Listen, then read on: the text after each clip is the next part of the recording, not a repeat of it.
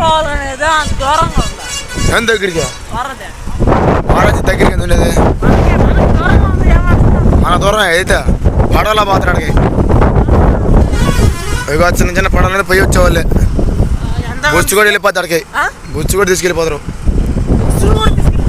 తిరిగేదానికి మొత్తం తిరిగేది వస్తారు బొచ్చు తీసుకెళ్ళి. సముద్రం అది కట్టాడు ఆయన లంకకి, శ్రీలంక పక్కదా కట్టాడు. గజానన ఏ గజానన టూర్ సముద్రం టూర్ సముద్రం